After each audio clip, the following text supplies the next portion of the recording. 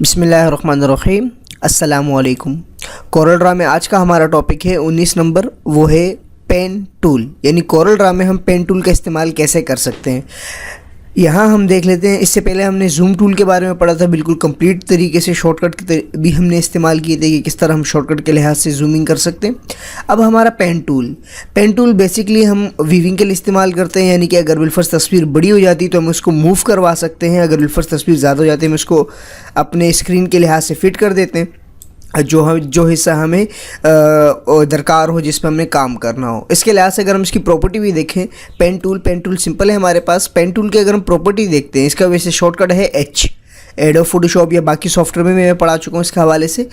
और अगर इसकी प्रॉपर्टी देखें तो वही सिंपल जैसे हमने जूम टूल का इस्तेमाल किया था, सेम वैसे ही यहाँ पे अगर मैं माउस के लेफ़्ट और राइट क्लिक का बटन प्रेस करता हूँ तो जूम इन जूम आउट हो गई, ये देखिए।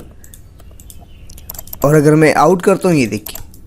और इसी तरह स्क्रॉलिंग से यही काम हो रहा है। और सेम अगर हम यहाँ पे आए तो वही जूम इन जूम आउट वही काम कर रहे हैं। इसी तरह जो मैंने आपको शॉर्टकट कराए थे वही है।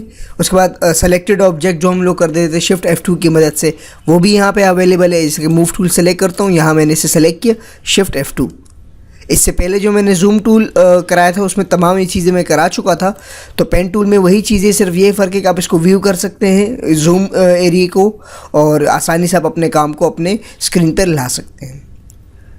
तो मज़ीद लेटेस्ट अपडेट के लिए आप मेरी वेबसाइट विजिट कर सकते हैं mohammadniaz.net, और मेरे फेसबुक का पेज ज्वाइन कर सकते हैं मिस्टर मोहम्मद नियाज़ के नाम से। आपको मेरी वेबसाइट से उसका लिंक मिल जाएगा, और दोस्तों के साथ से ज़रूर शेयर करें। मिलते हैं नेक्स्ट ट्यूटोरियल में। अल्लाह नेहकेबान।